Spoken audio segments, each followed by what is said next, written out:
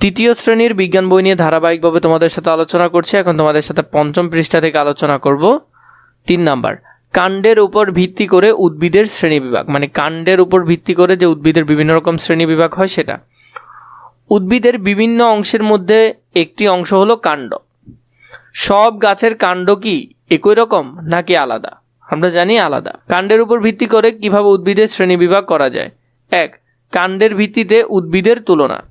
বাড়ির কাজ, শ্রেণীর কাজ যা করতে হবে, নিচে দেখানো ছবির মতো করে খাতায় একটি ছক তৈরি করি। যেমন মিল এবং অমিল আমরা তৈরি করব। এখানের মধ্যে কি মিল আছে কি মিল নেই সেটা আমরা তৈরি করব। ছবিগুলো ভালোভাবে লক্ষ্য করি, উভয় গাছের কাণ্ড পর্যবেক্ষণ করে এবং মিল অমিল খাতায় আঁকা ছকে লিখি।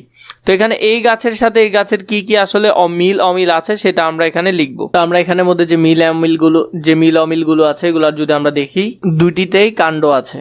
কাণ্ড থেকে শাখা প্রশাখা বের হয়, গাছকে জারিয়ে থাকতে সহায়তা করে, এগুলো আছে মিল। অমিলের মধ্যে উঁচু গাছের কাণ্ড মোটা ও শক্ত, গুল্মর কাণ্ড তুলনামূলক কি পাতলা। উঁচু গাছ অনেক লম্বা, গুল্ম গাছ আকারে ছোট। উঁচু গাছের কাণ্ডে একটি প্রধান গুল্ম গোড়া থেকেই অনেক শাখা বের হয়। উঁচু গাছের কাণ্ড মোটা ও শক্ত, গুল্মের কাণ্ড তুলনামূলক কি হয় পাতলা হয়। উঁচু গাছ অনেক লম্বা হয়, গুল্ম ছোট আকারের। উঁচু গাছের কাণ্ড একটুই প্রধান, গুল্ম গাছের গোড়া থেকে অনেক কি হয় শাখা বের হয়। অমিলের ভিত্তিতে কিভাবে উদ্ভিদ শ্রেণীবিভাগ করা যায় তার নিচে সহপাঠীদের সাথে আলোচনা করি যে কিভাবে আলাদা করা যায়। আকার আকৃতি ও বর্ণ রং পর্যবেক্ষণের ভিত্তিতে এই দুটি উদ্ভিদের তুলনা করতে পারি। এছাড়া আর অন্য কিভাবে আমরা উদ্ভিদগুলোর মধ্যে তুলনা করতে পারি। সব উদ্ভিদের কাণ্ড একরকম নয়, কাণ্ড রং গঠন ও আকারের মধ্যে ভিন্নতা রয়েছে। কাণ্ডের ধরনের উপর ভিত্তি করে উদ্ভিদের শ্রেণীবিন্যাস সম্পর্কে আরও কিছু জানি। কাণ্ডের ধরনের উপর ভিত্তি করে উদ্ভিদের শ্রেণীবিন্যাস করতে পারি, যেমন বিরুৎ, গুল্ম ও বৃক্ষ। এই 3 ধরনের খুবই বেশি গুরুত্বপূর্ণ, এই 3 ভাগে ভাগ করা হয়। বিরুৎ, কিছু উদ্ভিদের কাণ্ড নরম, চিকন ও সবুজ বর্ণের হয়, যেমন এটা হলো বিরুৎ প্রজাতির।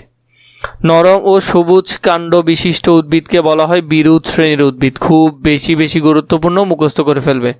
ধান, সরিষা, টমেটো, মরিচ বিরুৎ শ্রেণীর উদ্ভিদ। বিরুৎ উদ্ভিদ গুল্ম উদ্ভিদের চেয়ে আকারে ছোট হয়। এগুলোর শিকড় মাটির উপরের স্তরে থাকে। এরপরে হলো গুল্ম, গোলাপ, রঙ্গন, জাবা গুল্ম শ্রেণীর উদ্ভিদ। তাহলে এগুলো হলো কোন শ্রেণীর? গুল্ম শ্রেণীর উদ্ভিদ। এইসব উদ্ভিদের কাণ্ড শক্ত এবং বিরুৎ তার তুলনায় আকারে বড়। কাণ্ডের গোড়ার কাছ থেকেই শাখা প্রশাখা বের হয়।